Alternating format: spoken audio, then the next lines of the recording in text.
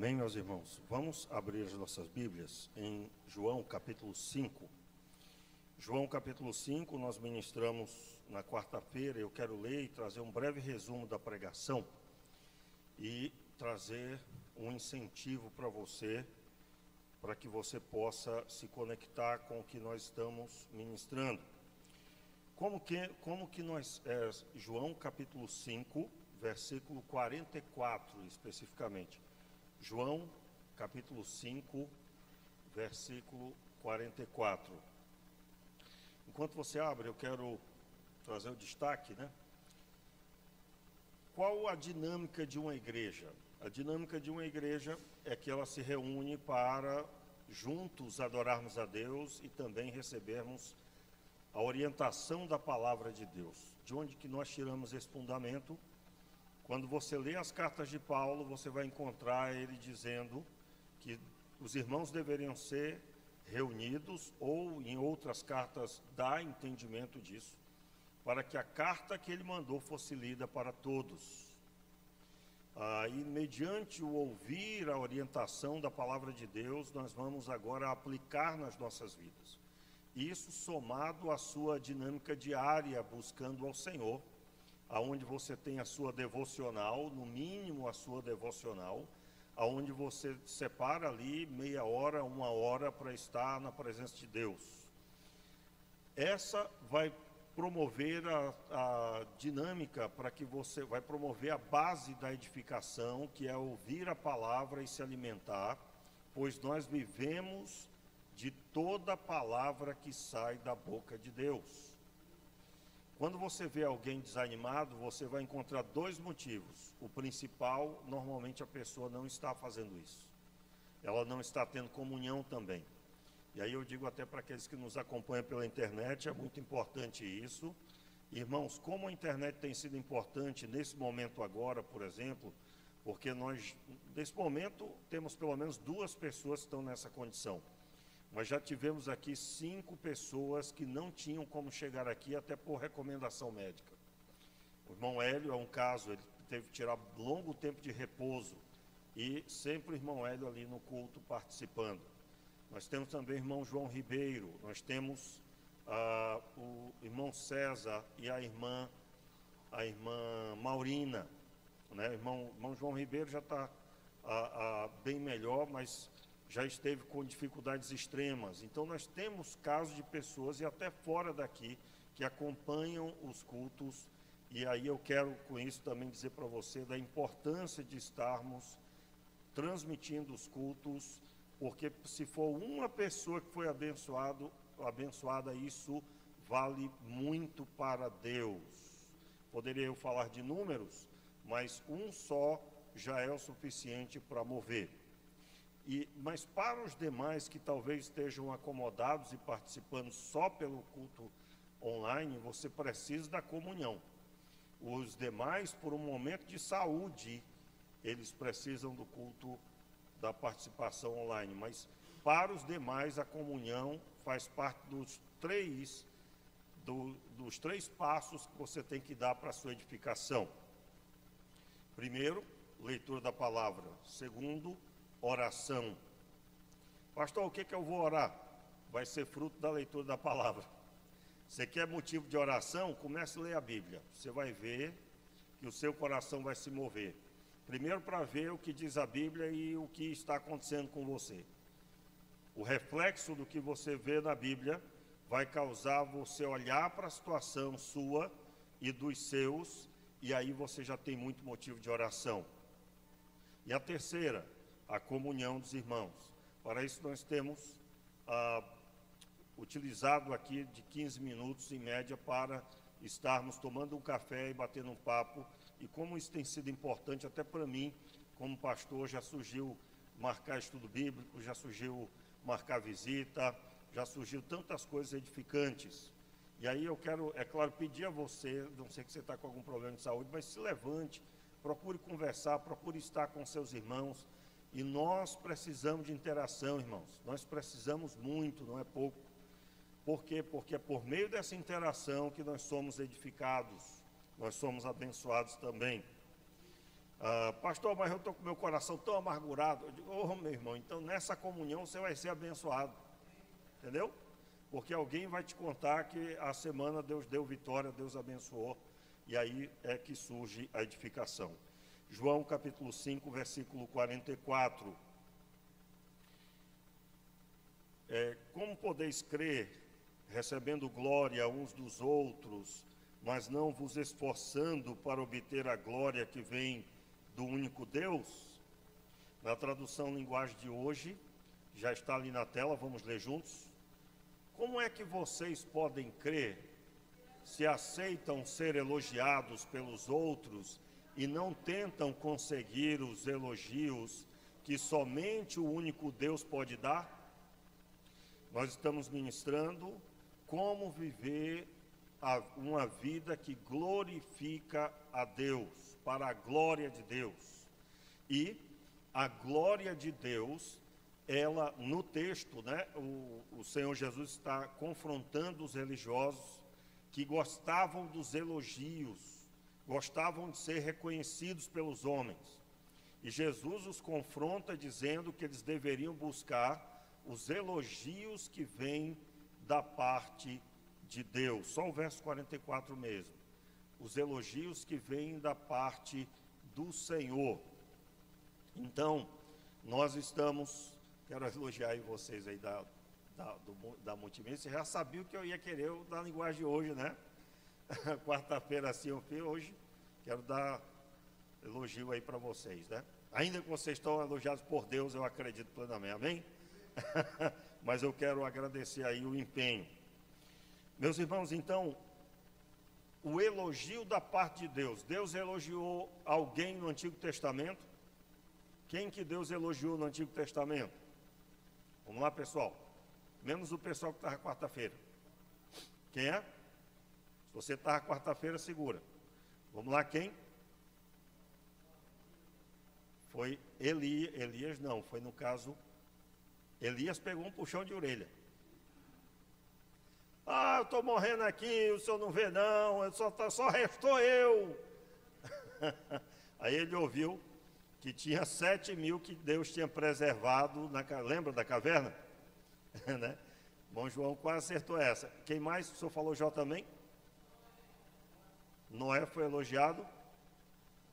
Noé foi dito que foi encontrado apto para fazê-lo. Abraão, né? Quem é a gente?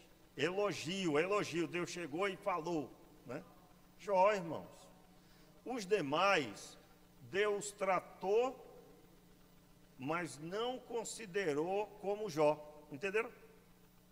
Jó, Deus proferiu de forma extraordinária para os anjos ouvirem, e ele falava na presença dos anjos com Satanás que tinha vindo no meio deles. É o que dá a entender os anjos, é claro que eram. E o texto da palavra evidencia o Senhor dando destaque. Observaste meu servo Jó. A palavra servo já determina. Mas ele faz a explicação desse servo. Ele diz o quê? Homem íntegro e reto, que teme a Deus e se desvia do mal. O que é que nós esperamos em Cristo Jesus que aconteça conosco? Que sejamos íntegros, que sejamos retos, que venhamos a temer a Deus e se desviar do mal. Se desviar do mal. Tudo isso em Cristo Jesus foi nos dado o caminho da salvação. Qual é o caminho da salvação? Jesus Cristo. Eu sou o caminho, a verdade e a vida. Então você quer saber se Deus olha para você e Ele vai elogiar você se você estiver em Cristo. O apóstolo Paulo vai dizer o quê? Os que estão em Cristo Jesus passaram da morte para a vida e não há nenhuma condenação. Os que estão em Cristo Jesus não estão em condenação. Em outras palavras, aliás, eu uni com 2 textos aqui, que não era, no caso, esse que eu estou evidenciando de Romanos. Mas para não ter condenação, tem que estar como? Em Jesus. Em Jesus. Pastor, é tanta coisa que o senhor fala, como é que eu faço? Olhe para Jesus. Como é que eu olho para Jesus? Eu leio Mateus com o coração derramado, buscando ouvi-lo.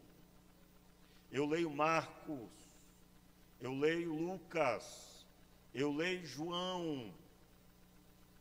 E as cartas de Paulo vão esmiuçar a respeito de tudo que você vê nos 4 evangelhos. As cartas de Paulo vão trazer em profundidade a aliança que foi firmada na cruz. E assim você vai sabendo e recebendo como ter o elogio de Deus. Nós não vamos ficar esperando da parte dos homens. Meus irmãos, eu quando termino a pregação aqui, eu termino a pregação e eu termino desde o começo e antes de pregar, eu sinto os olhos de Deus sobre a minha vida, observando cada coisa que eu estou falando, e inclusive quantas vezes, o tempo apertou e eu sabia que ainda faltava falar algo, e eu cumpri aquilo que Deus colocou no meu coração. Se eu não faço isso no final, eu não terei como dizer que agradei ao Senhor. Aí eu estou citando na minha missão, Então nós temos uma missão, como Cristo recebeu a missão. Qual é a sua missão, mãe? Criar os seus filhos aos pés do Senhor, viver a fé para que eles possam viver. Nós falamos tanto sobre homens de Deus avivalistas, por exemplo, um deles, John Wesley, ele conta que a pessoa que Deus usou para ser instrumento para ele conhecer a Cristo foi a mãe. Os irmãos terem uma ideia, na história dele, ele conta que a mãe tinha um momento, quando ela estava orando, ela não precisava dizer nada, ela colocava uma cobertura sobre a cabeça e se ajoelhava. Todos eles faziam silêncio, porque a mãe estava orando. O que ela estava ensinando ali, irmãos? Eu não estou falando para você fazer isso, botar o pano, Alguém pode confundir você até com a igreja do véu, que souber. Mas era uma forma delas comunicar. E eles sabiam que não era para fazer barulho, era para respeitar, porque ali ela estava falando com Deus. O que ela estava fazendo? Ela estava ensinando os filhos a seriedade de falar com Deus, sem precisar falar nada, não é? E ele era irmão de muitos, eu não lembro quantos filhos eram. Alguém lembra, irmãos? Alguém lembra quantos irmãos ele tinha? Não é? Mas da vez que eu ouvi, eram muitos filhos, não era pouco não, meu amigo. Talvez por isso que ela colocou essa comunicação, porque deveria ser complicado. Lembra, Carla? Não lembro. Muito bem. Então, com isso eu estou dizendo para você, procure ouvir as pregações. Se você não veio quarta-feira, se você não veio domingo, se você não esteve conectado, procure puxar lá. Eu vou procurar colocar sempre também no canal, nos grupos. Mas com isso eu estou dizendo para você, é muito importante nós buscarmos o elogio do Senhor. E aí na quarta-feira eu falei, que o elogio de Deus para Jesus, o primeiro momento que foi proferido, porque foram antes também, Jesus foi elogiado quando é anunciado para Maria, quando é anunciado para os pastores e quando é anunciado para aqueles 3 reis magos. Quando nós observamos ali, já tem o suficiente, mas Deus bradou dos céus, declarando quando ele se batizou. Deus mostrou a presença dele por meio da visão, da vista corpórea do Espírito Santo, que era como que de uma pomba, e através da voz que ecoou: este é o meu filho amado, em quem me alegro, em quem me alegro. Um pai, para dizer isso, está declarando: ele tem feito o que eu designei, e os desígnios de Deus são perfeitos. Eu quero com isso incentivar você. Estude a Bíblia hoje, busque a Deus hoje, porque Deus está gerando em você a manifestação da novidade que é o Filho de Deus em você. Quando você lê a Bíblia, irmão, a sua fé é gerada. Pastor, mas como que eu vou saber que foi gerada? Meu irmão, todo mundo aqui certamente já passou por isso. Você está vivendo uma vida de comunhão, está lendo a Bíblia, que beleza. De repente você comete lá uma eventualidade e aí vem o caos. Por que veio o caos? Porque você estava na presença de Deus, meu querido. De repente você se enganchou com o pecado e aí vem o vazio. Por isso que eu costumo dizer que andar com Deus é viver o natural para os crentes. Diga amém, meu irmão, eu recebo. É o natural andar com Deus. O anormal é viver no pecado. Então, naquele momento você descobriu que você estava no normal. Nosso normal agora é em Cristo Jesus, nós que aceitamos a Cristo como Senhor e Salvador. Aceitá-lo como Senhor, toda vez que eu digo isso eu lembro de uma pregação que eu fiz lá no Acre, eu era novo pregador, e a juventude estava muito animada com um monte de coisas, e eu notei que havia uma diferença ali, por uma série de motivos, não dá tempo de contar agora. Quantos aqui tem o Senhor Jesus como Salvador? Todo mundo levantou a mão. Aí eu digo, e quantos tem agora como Senhor? Meu irmão, nem a metade levantou. Por que eu fiz bem rápido com um tom de festa? Porque o inconsciente determinaria automaticamente o que seria ali. Os mesmos que querem ser salvos não eram os que tinham a Ele como Senhor. Porque para ser Senhor vai doer. Para ser Salvador é só entrar no barco.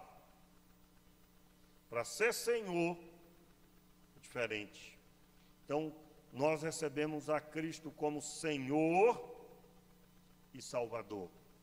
O Senhor primeiro e automaticamente a salvação. Vamos orar, eu me empolgo, né? Eu ia falar 5 minutos. Vamos lá. Essa empolgação não é empolgação, não. Eu falo empolgação até parar com isso. Porque quem se empolga sempre tem junto alguma coisa que não deveria. Não é? Eu digo a vocês, irmãos, eu começo a pregar e eu vou sentindo a presença de Deus, e eu vou ministrando e o Senhor vai abrindo a minha visão, e eu vou falando em nome do Senhor, e tenho buscado para que o Senhor me dê graça e misericórdia a cada dia, para que eu possa ensinar melhor e estar aqui com vocês. Vamos ficar de pé, vamos orar. Pai, nós te pedimos que o Senhor nos ajude em Cristo Jesus vivermos de forma que tenhamos as palavras do Senhor proferidas como proferiu o Senhor para Jó, e Jó viveu uma vida para a tua glória tão extraordinária, Senhor. Nós te pedimos, Senhor, mude a nossa vida, a nossa história, não nos deixe, Senhor, sufocar com os espinhos que muitas vezes permitimos permanecer na nossa vida, mas sim arranca, Senhor, da nossa vida por meio de tua graça, tua misericórdia, e que a semente da tua palavra cresça, floresça e aconteça para a glória do nome do Senhor, em nome de Jesus. Amém e amém. Eu vou pedir aos irmãos acrescentar 10 minutos.